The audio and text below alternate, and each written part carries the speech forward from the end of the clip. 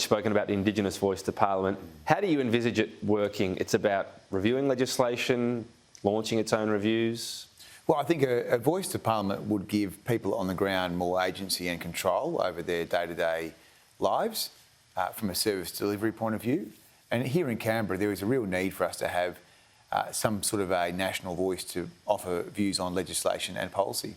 The obvious example, and you've used it before, specific policy for Indigenous Australians, so land rights, for example. So the voice could, review laws, give summaries to Parliament, give opinions? So Indigenous people are the only people in Australia that have race-based laws made on a broad scale. So 18 different laws are made: native title, land rights, heritage protection, Aboriginal corporations.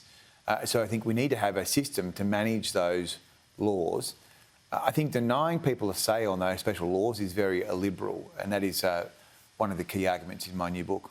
It's a say, and this is sort of the key bit of the argument. It's not binding, but it might be hard to resist if it's a really strong opinion, right? The Parliament could do worse things than get more information from the citizens about laws and policies that is not binding. I think it's a very inoffensive concept, and I think it could make quite a big difference. I mean, for example, like last year we made amendments in the Senate to the Native Title Act, and I thought to myself, well, geez, wouldn't it be good if we knew what the people on the ground thought about these amendments? And a formalised view, I guess, because you always get views, there are different advocacy groups, but channeling it through one, giving it prominence, I suppose, means perhaps people are listened to. Well, they give you a piece of paper from central office telling you what the stakeholder views are on the bill, but I think it would be important to get that particular advice from Indigenous people when we're making laws that are made for them.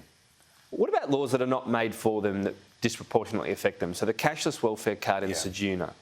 Would the voice be able to look at this, hold an inquiry, make recommendations? I think definitely, and my sense is that the cashless debit card, which has been used in predominantly Indigenous and non-Indigenous communities, you want to get as much community data as you can, because when we had the debate in the Senate, which was protracted, it was clear that there wasn't enough data, and I think at the moment we're trying to get some more information so it can be properly measured.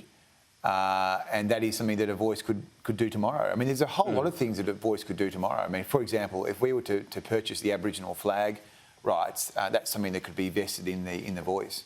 You mentioned as well one of the sort of mechanisms would it be a type of productivity commission. So it could assess the cashless welfare card on that element, but could it also look at how it affects Indigenous Australians, how they feel about something like the cashless welfare card? I think you would want to make it as broad as possible to get as much information as you can, because, again, it's not binding. So we spend $33 billion on Indigenous projects and initiatives each year. As the Productivity Commission has said, the evaluation on these programs is terrible. There is no broad-based methodology to give advice on whether or not these things are working. When I go into community in the far west of my state, one of the constant complaints is, well, we had a program that was there for 2 years, now it's gone. It was actually starting to work. Right. So I think it could make a real difference. So when you think of that cashless welfare card, I mean, if the voice comes back and says, slight benefit, we did see a slight decrease, perhaps in violence, gambling and so on, but we find this too demeaning to be an overall benefit. There are more people that are upset with it. That's going to be hard to ignore for legislators, isn't it? Yeah, but I'm not afraid of that. I think you want to get as much information as you can. There are always different views. There are always strong views on things. I mean, often when you've got, strong views on things pushing you into the middle, it means you're actually doing quite a good job. So I don't think we should be afraid of getting strong advice.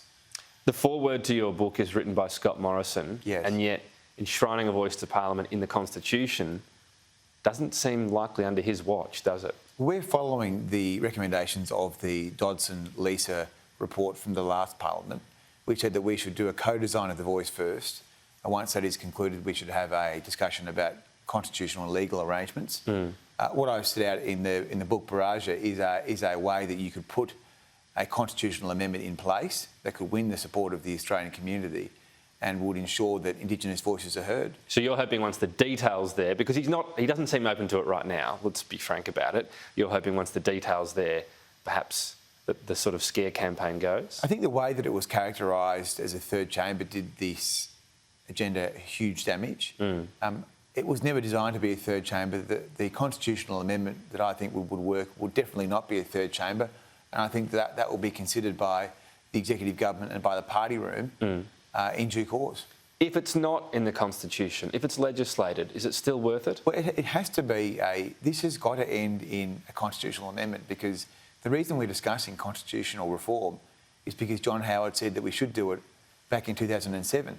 So we need to keep our promises we make to Indigenous people. So you think legislation wouldn't be accepted and then there wouldn't be much point in doing it, accepted by the people that came up with the voice? Well, of course it would be an improvement on where we are today, and you don't want to let the perfect be the enemy of the good, but this has got to be a credible promise that we've made. We need to keep the promise that this is going to be a constitutional amendment. As Tony Abbott used to say, the Constitution is incomplete. Of course it's incomplete. Has no mention of Indigenous people. Baraja is the book. It means tomorrow. We're speaking about it in Reconciliation Week as well. Andrew Bragg, thanks for your time. Thanks, Tom.